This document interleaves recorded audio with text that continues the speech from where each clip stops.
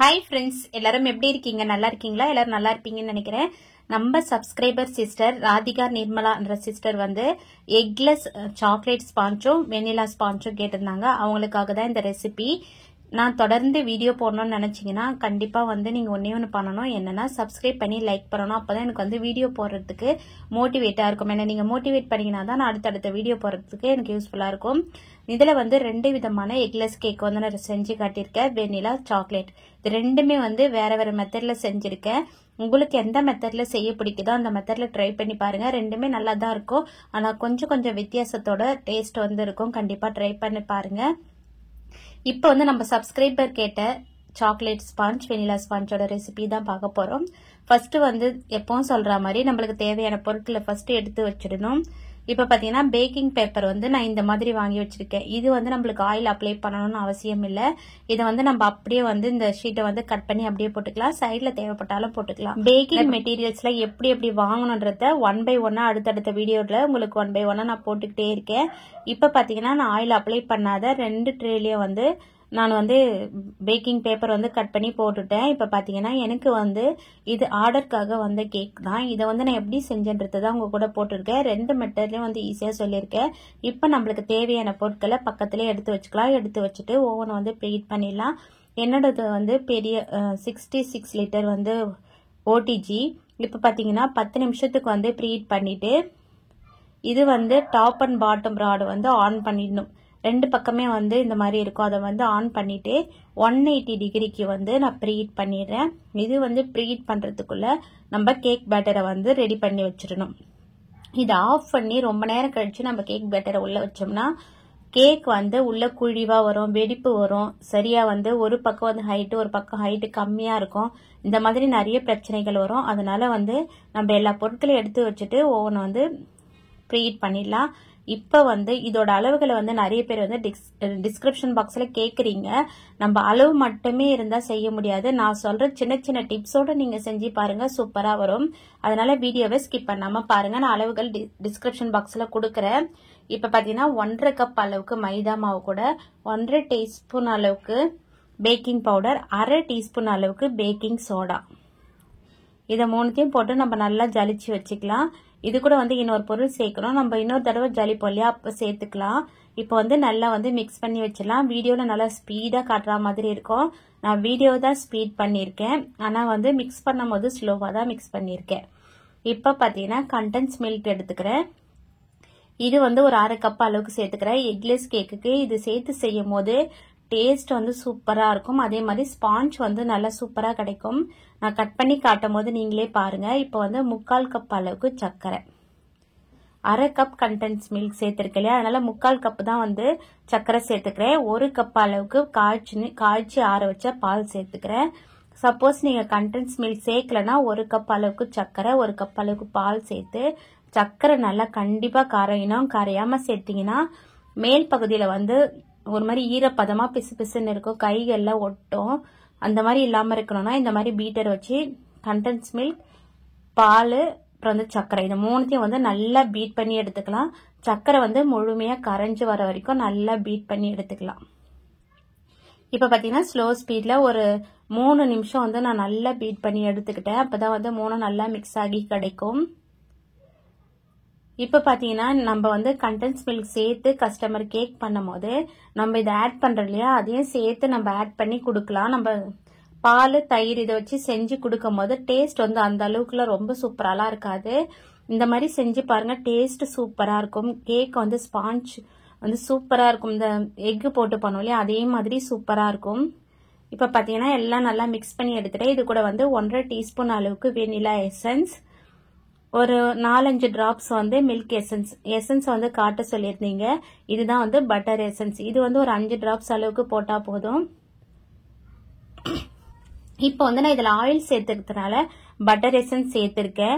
Suppose நீங்க oil சேர்க்கல, butter தான் வந்து சேர்க்க போறீங்கன்னா நீங்க வந்து இந்த பட்டர் எசன்ஸை வந்து கட் பண்ணிடுங்க. இப்ப பாத்தீங்கன்னா 1/4 கப் அளவுக்கு ஆயில் சேர்த்துக்கிட்டேன். சேர்த்து இது கூட நல்லா மிக்ஸ் ஆகுற வரையும் ஒரு 1 மினிட் வந்து நல்லா பீட் பண்ணி எடுத்துக்கலாம். நல்லா 1 நிமிஷம் அளவுக்கு நல்லா பீட் பண்ணி எடுத்ததுக்கு அப்புறம் நம்ம ஜலிச்சு வச்சிருக்கோம் இல்லையா, அது கூட வந்து 2 டேபிள் ஸ்பூன் அளவுக்கு கார்ன்ஃபிளவர் சேர்த்துக்கலாம். கார்ன்ஃபிளவர் சேர்த்து செய்யும் போது கேக்கோட டெக்ஸ்சர் வந்து சூப்பரா இருக்கும். கட் பண்ணும் போது நல்லா ஸ்பான்ஜியா சூப்பரா இருக்கும். அதனாலதான் நம்ம வந்து கார்ன்ஃபிளவர் சேர்க்கிறோம். ஒரு 2 டேபிள் ஸ்பூன் சேர்த்துட்டு ஏற்கனவே நம்ம ஜலிச்சு வச்சிருக்கோம் இல்லையா, அந்த மாவு வந்து ஒரு 3 பேட்சா வந்து ஜலிச்சு ஸ்லோ ஸ்பீட்ல வந்து நல்லா மிக்ஸ் பண்ணி எடுத்துக்கலாம். நான் வீடியோல தான் ஸ்பீடா காட்டியிருக்கேன். திரும்பவும் சொல்றேன், விஸ்க் வச்சு நான் ஸ்லோவா தான் பீட் பண்ணி எடுத்துக்கிறேன். இப்ப பாத்தீங்கன்னா ஒரு 3 தடவை போட்டு நல்லா மிக்ஸ் பண்ணி எடுத்துட்டேன். இப்ப ரெண்டாவதா நான் ஒரு மெத்தட் காட்டுவேன். அந்த மெத்தட்ல கூட நீங்க செஞ்சு பாருங்க. ஆனா அதை விட இதுதான் சூப்பரா இருக்கும். நீங்க ரெண்டுத்தையுமே ஒவ்வொரு தடவை வந்து ட்ரை பண்ணி பார்த்துட்டு உங்களுக்கு எது பெஸ்டா இருக்கோ அந்த மாதிரி ட்ரை பண்ணி பாருங்க. இப்ப பாத்தீங்கன்னா கொஞ்சம் கொஞ்சமா சேர்த்து நல்லா பீட் பண்ணி எடுத்துட்டேன். சைட்ல வந்து மைதா மாவு கலவை அப்படியே இருக்கும். அதை வந்து நம்ம இந்த மாதிரி ஸ்பேச்சுலா வச்சு நல்லா மிக்ஸ் பண்ணிட்டு ஒரு தடவை வந்து லைட்டா வந்து நம்ம மிக்ஸ் பண்ணி விட்டுக்கலாம். மிக்ஸ் பண்ணி விட்டுட்டு நான் பேக்கிங் பேப்பர் போட்டு வச்சிருக்கேன் இல்லையா, அந்த ட்ரேல வந்து நம்ம அப்படியே எடுத்து ஊத்திடலாம். அளவுகள்லாம் டிஸ்கிரிப்ஷன் பாக்ஸ்ல கொடுக்குறேன், கண்டிப்பா செக் பண்ணி பாருங்க. இது கூட வந்து ஒரு முக்கியமான பொருள், 1 டீஸ்பூன் அளவுக்கு வினிகர் சேர்த்துக்கலாம். வினிகர் சேர்த்துட்டு நம்ம ரொம்ப நேரம் பேட்டரை வந்து வெளியே வைக்க கூடாது. உடனே வந்து நம்ம ட்ரேல மாத்திட்டு ஓவன்ல வச்சு பேக் பண்ண ஆரம்பிச்சிடணும். வினிகர் சேர்த்துட்டு வெளியவே ரொம்ப நேரம் வச்சிருந்தோம்னா அது ஆக்டிவேட் ஆக ஆரம்பிச்சிடும். அதனால வந்து உடனே வந்து நம்ம பேக் பண்றது தான் வந்து நல்லது. இப்ப நல்லா மிக்ஸ் பண்ணிட்டேன். மிக்ஸ் பண்ணிட்டு 8 இன்ச் மோல்டுல தான் நான் ஊத்திருக்கேன். இதை வந்து நம்ம 7 இன்ச் மோல்டுல கூட ஊத்திக்கலாம். ஹைட் வேணும்னா நல்லா சைட்ல பட்டர் பேப்பர் போட்டுட்டு 7 இன்ச் மோல்டுல ஊத்தி எடுத்தீங்கன்னா நல்ல ஹைட் கிடைக்கும். எனக்கு வந்து 8 இன்ச் மோல்டு வந்து போதுன்றதுனால நான் இதுலயே வந்து ஊத்திட்டேன். இப்ப பேட்டர் வந்து பாதியா இருக்குது இல்லையா, நான் பேக் பண்ணும் போது உங்களுக்கு காட்டுறேன் பாருங்க. இது கூட வந்து டூத் பிக் இருந்ததுன்னா வந்து நம்ம சுத்தி வந்து ஹேர் பபிள்ஸ் வந்து ரிலீஸ் பண்ணி விட்டுடலாம். இப்ப நான் ஸ்பூனை வச்சு லைட்டா இந்த மாதிரி எடுக்கும் போது அந்த ஹேர் பபிள்ஸ் எல்லாம் வந்து வெளியே வந்துட்டு கேக் வந்து நல்லா பேக் ஆகி வரும். இப்ப பேக் ஆகும் போதே பாத்தீங்கன்னா உங்களுக்கு தெரியும் ஒரே மாதிரி ஈவனா வந்து பேக் ஆகி வரும். அந்த ஓடிஜில இருக்க அந்த ரேக் மட்டும் கரெக்டா வச்சிருக்கீங்களான்னு பாத்துக்கோங்க. ஒரு சில நேரத்தில் நானே ஒரு பக்கம் வந்து கொஞ்சம் சாய்வா வச்சுட்டேன்னா கேக் வந்து ஒரு பக்கம் ஹைட்டாவும் ஒரு பக்கம் ஹைட் கம்மியாவும் கிடைக்கும். இப்ப உங்களுக்கு பார்க்கும் போதே தெரியும் ஒரே மாதிரி பேக் ஆகி வந்திருக்கு. கிராக் எதுவுமே இல்ல. நீங்க ஓவன் வந்து அடிக்கடிக்கு ஓபன் பண்ணி பேக் ஆயிடுச்சான்னு பாத்துட்டு இருந்தீங்கன்னா கிராக் விழ ஆரம்பிச்சிடும். இப்ப பாத்தீங்கன்னா இது வந்து நல்லா ஆறட்டும். ஆறுனதுக்கு அப்புறம் உங்களுக்கு கட் பண்ணி காட்டுறேன் எப்படி இருக்குதுன்னு. ரெண்டாவது வந்து சாக்லேட் ஸ்பாஞ்ச் கேட்டிருந்தீங்க. இது வந்து ரெண்டாவது மெத்தட். நான் அதுல வந்து கண்டென்ஸ் மில்க் சேர்த்து செஞ்சேன் இல்லையா, இதுல வந்து அந்த மாதிரிலாம் எதுவுமே சேர்க்கல, வெறும் பால் மட்டுமே வச்சு செஞ்சிருக்கேன். இதுல வந்து ஒரு 1.25 கப் அளவுக்கு மைதா மாவு. அளவுகள் வந்து நம்மளுக்கு வந்து மாறுபடும். ஒரே அளவுகளை வச்சு நம்ம கேக் வந்து செய்ய முடியாது. இப்ப பாத்தீங்கன்னா சாக்லேட் ஸ்பாஞ்சுக்கு வேற அளவு, வெனிலா ஸ்பாஞ்சுக்கு வேற அளவு வரும். இப்ப இதுல 1.25 கப் அளவுக்கு மைதா மாவு, 1/4 கப் அளவுக்கு கொக்கோ பவுடர் எடுத்துக்கிட்டேன். இது கூட வந்து 2 டேபிள் ஸ்பூன் அளவுக்கு கார்ன்ஃபிளவர் எடுத்துட்டு இது கூட வந்து 1/2 டீஸ்பூன் அளவுக்கு பேக்கிங் பவுடர், 1/2 டீஸ்பூன் அளவுக்கு பேக்கிங் சோடா, இது எல்லாத்தையும் சேர்த்து நல்லா ஜலிச்சுட்டு நல்லா மிக்ஸ் பண்ணி வச்சுக்கலாம். ஒரு விஸ்க் வச்சு எல்லா மாவும் எல்லாம் ஒன்று சேர்ந்து பேக்கிங் சோடா, பேக்கிங் பவுடர், மைதா மாவு, கொக்கோ பவுடர், கார்ன்ஃபிளவர் இது எல்லாம் வந்து நல்லா மிக்ஸ் ஆகுற அளவுக்கு நம்ம ஒரு ஸ்பூனு அப்படி இல்லைன்னா வந்து விஸ்க் வச்சு நல்லா மிக்ஸ் பண்ணி எடுத்துக்கலாம். நீங்க கொக்கோ பவுடர் வாங்கும் போது நல்லா வந்து டார்க் கொக்கோ பவுடர் நல்லா வந்து கொஞ்சம் ரேட் அதிகமா வாங்கி வச்சுக்கோங்க. அப்பதான் வந்து டேஸ்ட் சாக்லேட் கேக் சாப்பிட்றதுக்கு அதோட ஸ்மெல்லு சூப்பரா இருக்கும். நீங்க கொஞ்சம் ரேட்டு கம்மியா வாங்கிட்டீங்கன்னா அந்த சாக்லேட் ஸ்பாஞ்சோட டேஸ்ட் வந்து ஒரு மாதிரி ஸ்மெல்லு வந்து வித்தியாசமா இருக்கும். இப்ப பாத்தீங்கன்னா இதுல 1 கப் அளவுக்கு வெதுவெதுப்பா வார்ம் மில்க் சொல்லுவோம் இல்லையா, அந்த மில்க் வந்து சேர்த்துக்கலாம். லைட்டா சூடு இருக்கணும். அந்த மாதிரி மில்க் சேர்த்துட்டு இது கூட வந்து 1/2 டீஸ்பூன் அளவுக்கு வினிகர் சேர்த்துக்கலாம். இது வந்து நம்ம பட்டர் மில்க் செய்யறதுக்காக தான் இது வந்து ரெடி பண்றோம். இந்த மாதிரி செஞ்சு செய்யும் போது கேக் வந்து நல்லா மாய்ஸ்டா சூப்பரா இருக்கும் சாப்பிடறதுக்கு. நம்ம மாய்ஸ்டா கேக் யார் யாருக்கெல்லாம் பிடிக்குமோ அவங்க வந்து இந்த மெத்தடை வந்து ட்ரை பண்ணலாம். இப்ப பாத்தீங்கன்னா வினிகர் விட்டுட்டு 1 நிமிஷம் வந்து நல்லா பீட் பண்ணும் போது இது வந்து பட்டர் மில்க் வந்து நம்மளுக்கு கிடைச்சிடும். இப்ப பாத்தீங்கன்னா நல்லா பீட் பண்ணிட்டு நம்ம 1 by 1 இதுல சேர்க்கலாம். இதுல வந்து 1 கப் அளவுக்கு சர்க்கரை, நம்ம பவுடர் பண்ண சர்க்கரை கூட சேர்த்துக்கலாம். நான் எப்பவுமே வந்து பேக்கிங்க்கு வந்து சர்க்கரையை வந்து பவுடர் பண்ணி சேர்க்காம நீங்க முழு சர்க்கரையா சேர்த்து நல்லா பீட் பண்ணி செய்யும் போது கேக் வந்து நல்ல ஒரு ஹைட் கிடைக்கும். நல்ல ஒரு அந்த நல்ல ஹைட்டோட நல்ல டெக்ஸ்சரோட சூப்பரா இருக்கும். இதுல வந்து நான் 2 எசன்ஸ் சேர்த்துக்கிறேன். வெனிலா எசன்ஸ், ஒரு 5 டிராப்ஸ் அளவுக்கு பட்டர் எசன்ஸ் சேர்த்துக்கிறேன்.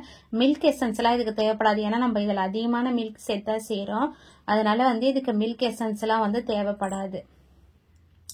சப்போஸ் உங்களுக்கு பேக்கரி ஸ்டைலில் கேக் வேணும்னா நான் ஏற்கனவே போட்டிருக்கேன், செக் பண்ணி பாருங்க.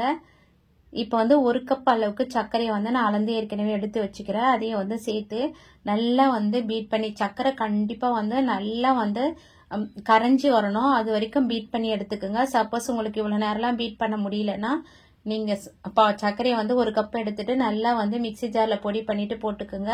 போட்டுட்டு இதில் ஒரு 1/4 கப் அளவுக்கு ஆயில் சேர்த்துக்கிறேன். சர்க்கரை நல்லா கரைஞ்சதுக்கு அப்புறம் தான் நான் ஆயில் சேர்த்துக்கிறேன். சர்க்கரை கரையத்துக்கு முன்னாடி நீங்கள் வந்து ஆயில் சேர்த்துட்டீங்கன்னா சர்க்கரை வந்து கரையாது.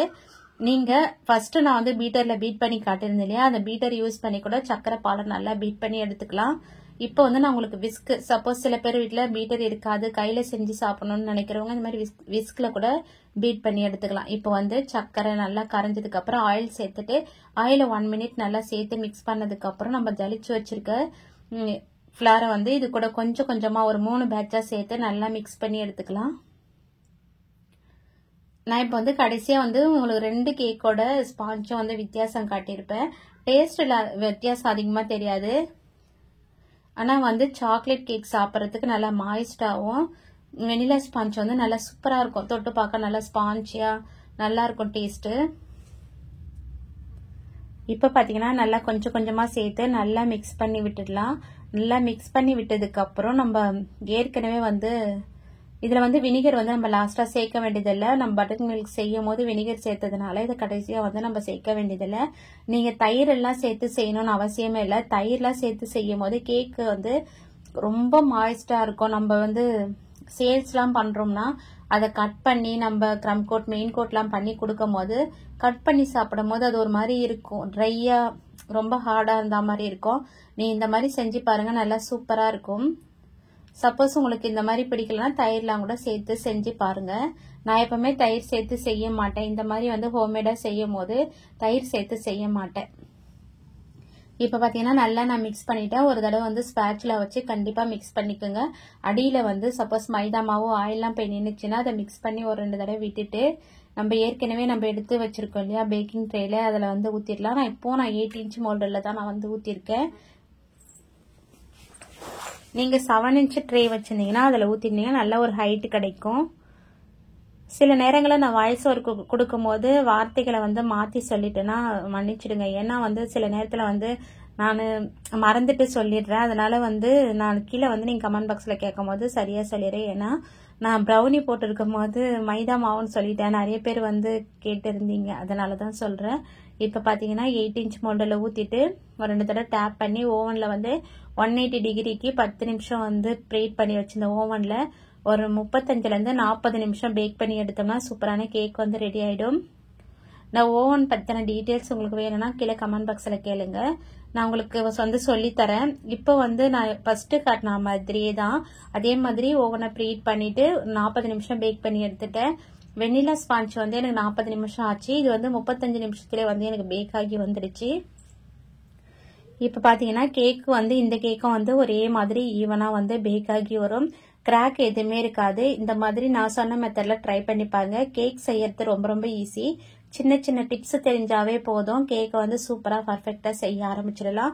கேக் ஃபர்ஸ்ட் செய்யும் போதே வந்து பர்ஃபெக்டாக வரணும்னு எதிர்பார்க்காதீங்க. 2 தடவை நம்மளுக்கு தவறுகள் வரதான் செய்யும். திரும்ப திரும்ப செஞ்சு பார்க்கும் போது சூப்பராக வரும். அதனால வந்து உங்கள் முயற்சியை கைவிட்டுட்டு அடுத்த வேலையை பார்க்கலான்னு போயிடாதீங்க. ஒரு 2-3 தடவை முயற்சி பண்ணிக்கிட்டே இருங்க. ஏன்னா வந்து முயற்சி பண்ணாதான் எதையுமே வந்து நம்ம கற்றுக்க முடியும். இப்போ வந்து இதை வந்து நான் 2 லேயராக கட் பண்ணி காட்டியிருக்கேன். ஏன்னா 2 லேயர் தான் கேட்டிருந்தாங்க. நம்மளுக்கு 3 லேயராக வேணும்னா ஃபர்ஸ்ட் வந்து மார்க் பண்ணிட்டு அதுக்கப்புறம் 3 லேயராக கட் பண்ணிடலாம். இப்போ நான் வித்தியாசம் காட்டியிருக்கேன் பாருங்க. நான் வந்து கண்டென்ஸ் மில்க் சேர்த்து செஞ்ச கேக்கை வந்து இந்த அளவுக்கு மாய்ஸ்டாக இருக்காது. இப்போ மில்க் மட்டுமே வச்சு செஞ்சதில் வந்து நல்லா மாய்ஸ்டாக சூப்பராக இருக்கும். சாப்பிட்றதுக்கு வந்து அப்படியே செம்மையாக இருக்கும் சாப்பிட்றதுக்கு. அந்த மாதிரி வந்து ட்ரை பண்ணி பாருங்க. இப்போ 2 லேயர் மட்டும் நான் கட் பண்ணி காட்டியிருக்கேன். இப்படி தான் இருக்குது. சூப்பராக இருந்தது கேக்கு. நான் சொல்கிற மெத்தடில் கண்டிப்பாக ட்ரை பண்ணி பாருங்கள். என்னோட கேக் ரெசிபிலாம் உங்களுக்கு பிடிச்சிருக்குன்னா யூஸ்ஃபுல்லாக இருக்குன்னு நினைச்சிங்கன்னா லைக் பண்ணுங்கள். அப்போ தான் எனக்கு அடுத்தடுத்த வீடியோ போடுறதுக்கு யூஸ்ஃபுல்லாக இருக்கும்.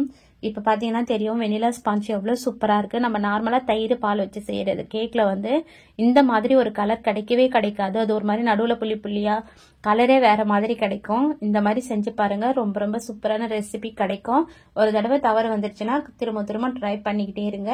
இந்த வீடியோ இதோட முடியுது. வேறு ஒரு வீடியோ ஒரு வாரம். பாய் ஃப்ரெண்ட்ஸ், தேங்க்ஸ் ஃபார் வாட்சிங்.